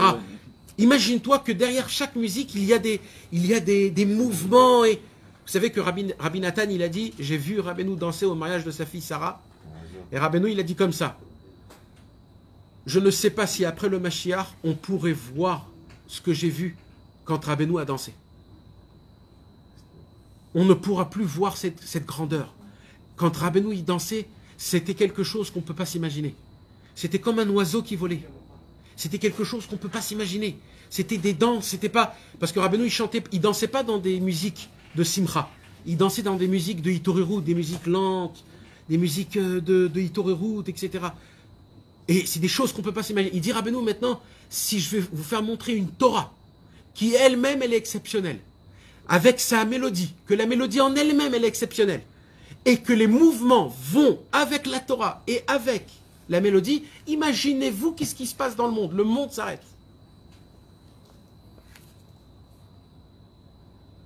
Continue. Cependant, je n'arrive pas à les révéler aux autres. Ah! Qu'est-ce qu'il a dit? Je n'arrive pas. Je n'arrive pas révéler à révéler aux autres. Mais Kevin, Ouais. quand il a révélé Pourquoi Rabbeinu ne les dévoile pas? Il dit Rabbeinu. aux autres, Parce qu'il n'arrive pas les dévoiler aux autres, à autrui. Pourquoi il n'arrive pas? Parce qu'il n'arrive pas? Non. Bien sûr qu'il arrive Rabbeinu. Mais pourquoi il ne le fait pas? Il va nous expliquer. En effet, lorsque je commence à parler avec quelqu'un de ces choses-là, je suis pris par le désir d'entendre les paroles réfléchies par mon interlocuteur et de capter des choses sublimes. Voilà. Rabbeinu là nous dévoile. Pour comprendre ça, il faut faire un autre cours. Peut-être on arrête et on reprend le cours prochain. Rabbeinu il nous dévoile. Regardez comment Rabbeinu il est beau, mes amis. Rabbeinu il a dit, je connais des sagesses que je ne peux pas les dévoiler. Mais Rabbeinu il est tellement gentil avec nous qu'il nous dévoile une de ses sagesses dans la même sikha. En nous disant qu'il ne peut pas la dévoiler. Mais il la dévoile. C'est quoi? Il dit Rabbeinu, j'ai découvert une sagesse. C'est quoi la sagesse? C'est que vous voyez tout ce que le monde y parle. Quand on est venu ici, toi tu as parlé, tu as dit ce que tu avais à dire. Après toi tu as dit ce que tu avais à dire. J'ai eu un problème ici. Toi tu m'as raconté ce que tu m'as raconté. Chacun il a dit ce qu'il a dit. D'accord? Il dit Rabbeinu, en fait tout ça c'est quoi? En fait tout ça c'est des codes. C'est des codes. Quand je rentre dans un endroit spécial, il y a un truc dans le monde qui va se passer en fonction de tous les hommes qui sont ici. En fonction de leurs paroles. Et de la façon de comment ça va se passer, on va le découvrir par rapport à ce que toi tu vas dire. Rabbeinu, il est arrivé à déchiffrer les conversations des êtres humains. Qu'est-ce qu'ils ont? Qu'est-ce qu'ils veulent dire dans le monde futur? Qu'ils ont une influence dans ce monde-ci. Ça veut dire en fait, si Rabbeinu il voulait savoir ce qui se passe en Chine, il allait voir quelqu'un qui a un inyan avec la Chine, et il parlait avec lui de rien. Et ces paroles qu'il lui disait, tout de suite, il comprenait ce qui allait se passer. Qu'est-ce qu'il dit Rabbeinu? Il dit Rabbeinu, j'ai un problème, je ne peux pas dévoiler ma sagesse. Pourquoi il dit je ne peux pas dévoiler ma sagesse? Il dit parce qu'au moment où je vais dévoiler ma sagesse, les gens, leur réaction, ils vont réagir. Qu'est-ce qu'ils vont dire? Ils vont dire oh là là, mais ça veut dire quoi? Ils auront des questions. Il dit au moment où la personne elle pose des questions, chaque mot qui sort de sa bouche, je découvre des nouvelles sagesses encore plus grandes. Il dit donc moi, j'ai tellement envie d'apprendre ces sagesses que j'arrête de dire les sagesses et je dis juste parle-moi. Juste parle-moi. Parce que plus tu parles, plus j'ai de la sagesse. Nous, ce qu'on ne sait pas, mes amis, c'est que nous, quand on va faire Hitbo des doutes dans la forêt, le ciel en entier et Rabbeinu lui-même, il dit mon fils, je t'en supplie, parle le plus que tu peux parce que plus tu parles, plus toi tu m'apprends des choses encore. Je découvre des choses aujourd'hui.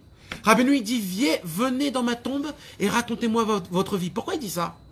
Il dit parce que tout ce que tu vas dévoiler dans ta vie, je vais dévoiler encore plus, toute ta neshama, les racines de ta neshama, tous tes enfants, tous les problèmes, tout. Je vais tout dévoiler juste en parlant. Donc parle le maximum que tu peux parce que je découvre des choses qui sont énormes. Rabbeinu, il dit, vous comprenez pas, vous, ce qui se passe quand vous parlez simplement, vous croyez qu'il n'y a rien qui se passe, mais moi je découvre des choses énormes. Vous savez, mes amis, Rabbi Nachman de Breslev, il y a une histoire qu'on raconte que quand il était en Eretz Israël, il est allé voir un grand tzaddik qui s'appelait Rabbi Tzvi Aryeh de Halik. Vous avez entendu parler de ce tzaddik-là?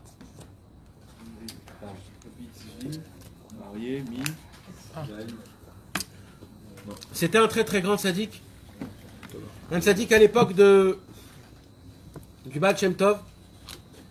Et ce tzaddik-là, tous les tzaddikim du Maguid de Mezrich, ils ont témoigné sur ce tzaddik-là que la qualité énorme qu'il avait, ce tzaddik-là, c'était la chorma.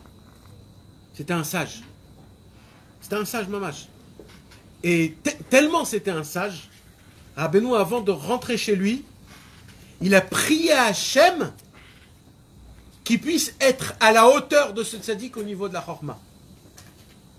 Jamais on a entendu une histoire comme ça. Que Rabbeinu, il prie d'être à la hauteur de ce tzaddik au niveau de la chorma. Mais là, là c'est un chidouche. Jamais on avait un truc. On connaît toujours que Rabbeinu, là Rabbeinu, il prie qu'il puisse être à la hauteur de Rabbi Tzvi Aryeh de Halik. Rabbi Nachman a passé un Shabbat en entier chez Rabbi Tzverié de Halik. Et là-bas, ils ont eu toute une conversation, ils ont eu tout un inyan. Et après, Rabbi Tzverié de Halik, il est parti dire au revoir à Rabbeinu. Et Rabbeinu est parti. Tellement Rabbi Tzverié de Halik, il a aimé et adoré Rabbeinu, c'est qu'il est allé avec lui pour les lavot auto, comme on dit, le raccompagner. Et il allait. Rabbeinu, il disait, ça y est, tu m'as raccompagné. Il dit, non, je peux pas, j'ai besoin encore de vous. Et comme ça, toute la ville de Tibériade, il a accompagné Rabbi Tzverié de Halik, tellement il l'a adoré. Et on raconte, les élèves de Rabbi Tzverié de Halik, il a dit comme ça. De toute ma vie en entière, j'ai jamais vu un homme sage comme Rabbi Nachman de Breslev. Moi, je pourrais dire, Vayerka Mikol Adam, ce que a été écrit dans la Torah sur Shlomo, que ça a été l'homme le plus sage du monde, moi je dis que ce pasuk-là a été dit sur Rabbi Nachman de Breslev. De qui ça vient de dire ça? D'un homme que Rabbeinu lui-même a prié d'être à la hauteur de la sagesse de cet homme-là. Il a reçu la skama du Chacham, que c'est lui, le Chacham Haemet. Mes amis, quand Rabbi Nachman de Breslev est rentré à Ouman, il y avait une équipe, une bande de 3 personnes, les Maskilim, Hirschberg et sa compagnie. Hirschberg était un gendre chez son beau-père c'était un grand landau, et il y avait un autre, et eux 3 c'était des juifs athées, des juifs qui se sont dit, on va arrêter de prononcer le nom de Dieu, on va arrêter, et c'était des gens, des philosophes très très grands. Ça veut dire, eux, ils parlaient des choses très très graves, Chas Veshalom, très très graves. Ils te prouvaient comme quoi Hachem n'existe pas. Et c'était des personnes très très très très sages. Tellement sages que Rabbeinu a dit à Rabbi Nathan, s'il te pose des questions dans la Emouna, sauve-toi de la maison. Parce que même toi, il peut te faire tomber. Tellement ils étaient sages, ces 3-là. Et à Rabbi Naftali, il lui a dit, toi, je veux même pas que tu aies aucune conversation avec eux. Tellement c'est grave. Tellement leur sagesse était grande dans la Touma. Quand Rabbeinu est venu à Ouman, quand Rabbeinu est venu à Ouman, il est venu s'installer dans la maison qui était juste en face de eux. En face.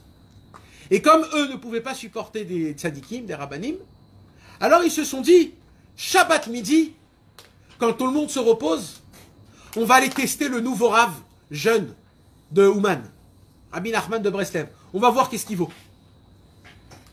Shabbat après-midi, alors qu'est-ce qu'ils se sont dit? Ils se sont préparés toute la soirée.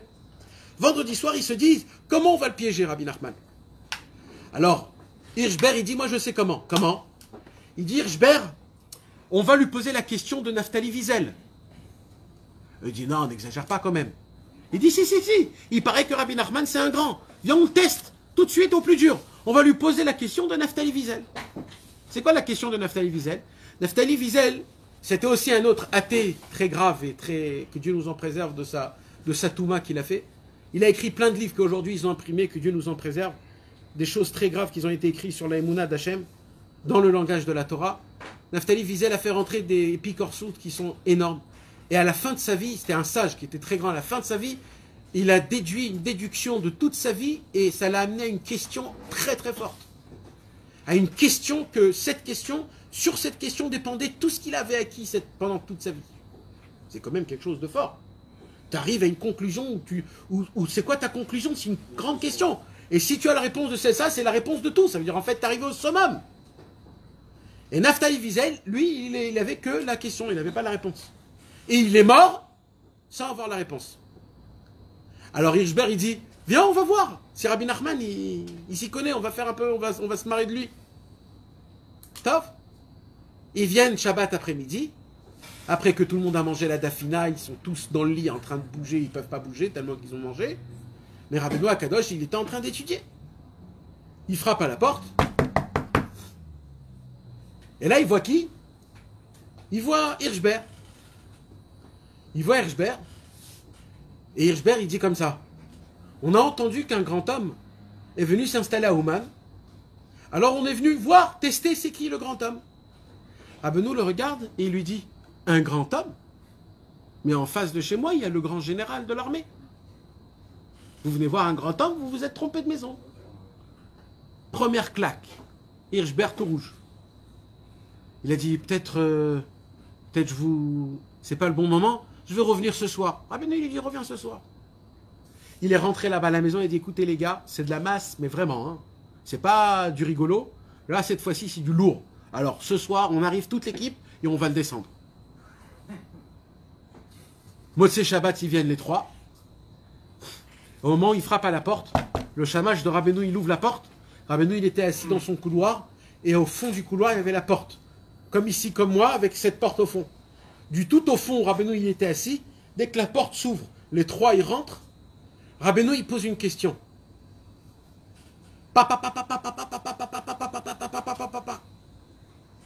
C'était quoi la question qu'il pose? La question de Naftali Wiesel. Ils entendent la question de Naftali Wiesel sans qu'eux, ils l'ont posée. Ils sont KO. Il dit Rabbeinu, et voici la réponse. Et là, à plat, totalement. Ils viennent chez Rabbeinu et ils disent, c'est pas possible. Notre maître Naftali Wiesel, il n'avait pas la réponse. Comment vous avez une réponse? C'est pas possible, vous êtes l'homme le plus sage au monde. Mais nous, notre question, c'est pas ça. C'est comment vous avez su la question, pas la réponse. Parce que nous, on ne vous l'a pas posé la question. Et comment vous savez que c'est ça qu'on voulait vous poser comme question? Rabbeinu, il leur dit quoi?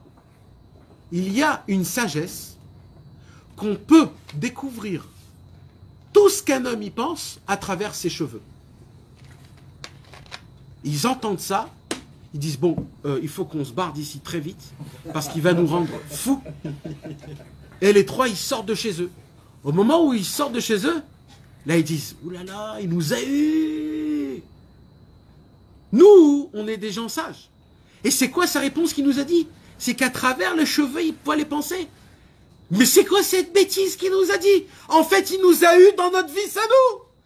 Il nous a fait montrer que même avec une réponse naze, on se sectifie. Ils sont rentrés chez Rabbeinu, ils ont dit Rabbeinu, on croyait que tu étais un homme sage parmi tous les hommes, ça on le sait, parce que tu as répondu à la réponse de Naftali Wiesel.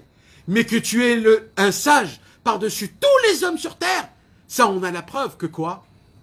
Parce que tu nous as dit même la question. Et la question, tu la connais et tu nous as fait faire comprendre un autre truc. Donc c'est toi l'homme le plus sage. Qu'est-ce qu'il dit, Hirschberg? Il dit, Hirschberg, vous savez, Rabbeinu, moi je suis le bras droit du Kessar, de l'empereur russe. Vous savez, à l'époque, il y avait un empereur en Russie. Vous savez, c'est quoi un empereur? Un empereur, c'est le roi de tous les rois. C'est le roi au-dessus de tous les rois. Toute l'Europe de l'Est, à l'époque, il y avait un seul empereur. C'était l'empereur. Et cet empereur, c'était comme un dieu. Et l'empereur, un jour, il avait donné une épée en or à Naftali Wiesel. Pourquoi? Parce que Naftali Wiesel, c'était l'homme le plus sage à l'époque. Il avait dévoilé des trucs exceptionnels. Qu'est-ce qu'il a dit, Hirschberg? Il a dit, Hirschberg, il dit, Rabbeinu Akadosh, j'ai la possibilité, si le Kessar, il était vivant, d'aller là-bas et de vous donner cette épée et que vous soyez l'empereur du monde. Parce qu'un homme comme vous, avec une sagesse comme vous, ça doit être vous le roi. Et là, qu'est-ce qu'il dit, Hirschberg? Il dit, à mes yeux, ça devrait être vous le Mashiach. Peut-être on réclame que c'est vous le Mashiach, parce que vous avez toutes les qualités du Mashiach. Et la conversation s'arrête là. Vous croyez que Rabbi Nathan, il n'avait rien à faire que de raconter des histoires de Hirschberg? Pourquoi Rabbi Nathan, il a écrit noir sur blanc dans les Sifrei Rabbeinu, ça? C'est parce que Hirschberg avait compris par sa chorma, pas par sa tzidkout. Parce qu'il n'est pas tzaddik, il était un rachat. Il a compris par sa sagesse qu'un homme, l'endroit le plus messianique qui se dévoile, c'est chez Rabbi Nachman. Parce que si Rabbi Nachman, il a un langage de parler avec des gens aussi bas comme Hirschberg, c'est que ça, Mashiach. Mashiach, c'est pas quelqu'un qui dévoile des torotes énormes. C'est quelqu'un qui sait parler à des gens les plus bas et aux des gens plus hauts. Et comme Rabbeinu, il parlait avec Rabbi Nathan et Hirschberg, les Daremala et les Daremata, c'était ça le Mashiach. C'est ça la Torah, le dévoilement du Mashiach. C'est ça la nouvelle Torah de la fin de tous les temps qui va se passer. C'est de ça que Rabbeinu, il nous parle. J'ai la possibilité de dévoiler dans ce monde une sagesse, que cette sagesse, elle peut totalement tout enlever. Croyez quoi, mes amis? Si Rabbeinu l'a dit dans Chayei Moharan 340, que si Rabbeinu, il dévoile une Torah avec sa mélodie et sa danse, il enlève et il annule tout, mes amis, aujourd'hui, on a la Torah. Ce qui nous manque, c'est la mélodie et la danse. Baruch Hashem, les Chassidei Breslev, ils chantent beaucoup et ils dansent beaucoup. Pourquoi? Parce qu'on meurt de languissement, de vouloir peut-être un jour faire ce mouvement ou alors chanter ce chant, que grâce à ça, on va découvrir ce qu'il y a dans la Torah de Rabbeinu. Et grâce à ça, plus rien va nous parler. On a connu des gens qui ont atteint ce niveau. Rabbi Israël Cordonneur a atteint le niveau qu'il a entendu la Torah de Rabbeinu avec le chant et avec le nigoun, avec le mouvement du chant. Rabbi Israël Ber aussi. Les tzadikim à l'époque aussi, ils ont eu le mérite. Rabbi Moshe Breslever, Rabbi Avraham ben Rabbi Nachman, encore plein de tzadikim. Ils ont eu tous cette possibilité d'écouter la Torah de Rabbeinu de la manière de comment Rabbeinu l'a dit. Et grâce à ça, ce monde ne leur parlait pas. Nous, on a la Torah, on a déjà plus que la moitié. On a la possibilité, rien qu'en lisant le Likutei Moharan à voix haute, pour d'entendre la mélodie et la Torah en elle-même. Vous savez pas le mal que ça fait au corps quand on lit le Likutei Moharan, ça le répare totalement. D'un coup, tu n'as plus envie de manger du Coca-Cola, tu n'as plus envie de manger de shawarma, tu as envie de manger du pain et de l'eau. Tu dis, ça me suffit, je sais pas pourquoi, j'ai envie de manger du pain et de l'eau. Parce que tu as lu en fait une Torah juste avant, la Torah du Likutei Moharan, ça t'a enlevé tous les envies de tout. Tu passes à côté des tabacs, tu dis, je suis fatigué, allez, laisse tomber, vas-y, dégage, tu me parles plus, toi, dégage. Mais oui, pourquoi? Parce que tu as lu une Torah du Likutei Moharan, tu as fait le Likutei Tefilot après juste à côté. Continue. Et c'est la raison pour laquelle il n'est pas en mesure de dévoiler sa grande et éminente sagesse. Il continue d'évoquer sa grande sagesse, cependant, je n'ai pas eu le mérite d'entendre ces propos de sa propre bouche, mais seulement rapportés par d'autres personnes. Et il est recommandé de consulter la fin du livre des Comptes, où est expliqué plus en détail ce que j'ai moi-même entendu de sa propre bouche. Voilà. Là, il a re-entendu. Qu'est-ce qu'il a entendu de Rabbeinu? À savoir qu'il existe en ce monde des sagesses qui nous permettraient de vivre sans nourriture ni boisson. Ce que Moshe Rabbeinu a atteint au mont Sinaï, 40 jours et 40 nuits, dans le scénario, Rabbeinu il a dit, je vais improviser. Je vais vous dévoiler la Torah que Moshe Rabbeinu a atteint là-bas. Je vais vous le dévoiler dans ce bas monde-là. Mais il a dit qu'il existe des sagesses. En gros, c'est dévoilé. Ça n'a pas été dévoilé. Qui ont été dévoilés. Oui, par Rabbi Nathan. Il a entendu une parole après que ces sagesses, ils existent dans ce monde. C'est quoi? C'est pas une sagesse, c'est une choumi ou olam klal. De faire Hitbodedut, c'est pas une sagesse. Mais il faut le faire au millimètre. Parce que si quelqu'un il le fait au millimètre près, tu deviens un tzaddik. Imagine-toi, parce que c'est émettre ça, ce que je suis en train de te dire, c'est émettre. Nous on n'a pas des mounas, mais c'est comme ça que ça fonctionne. Si un homme maintenant il est hyper sérieux, il va dormir à 8h du soir, après Arvit. Il va se réveiller à 2h40 pour Chatzot. Il va aller au mikvé. Il va aller dans la forêt. Il va faire Chatzot dans la forêt. Et là-bas, il fait Hitbodedut 1 heure de Lev Nishbar. Cet homme-là, là, maintenant, tout de suite, il devient un tzaddik mamash. Mamash. Terminé. C'est une chorma, c'est une sagesse. Si tu mets du sucre dans le café il est sucré ou pas? Alors, si tu fais Hitbodedut comme c'est écrit, tu deviens un tzaddik. C'est aussi simple que ça. Ne croyez pas que ça fonctionne pas. C'est ça. C'est aussi simple que ça. C'est aussi simple que ça. Tous les jours. Oui, mon frère. C'est un régime où tu peux pas dire je fais un régime sauf les bonbons, j'en bouffe partout.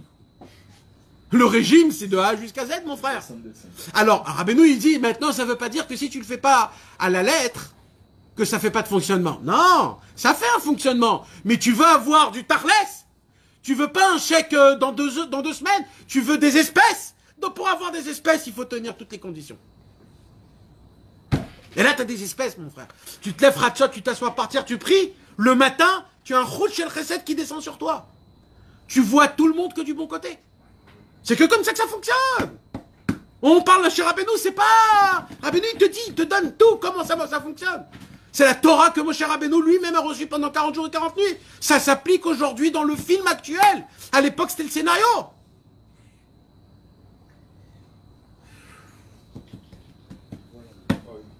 Que Dieu nous donne la puissance d'avoir la émouna, d'appliquer, de vivre et de croire dans les tzadikim. Qu'on puisse servir Hachem Yitbarach dans la joie, totalement avec une annulation totale, Bezrat Hachem.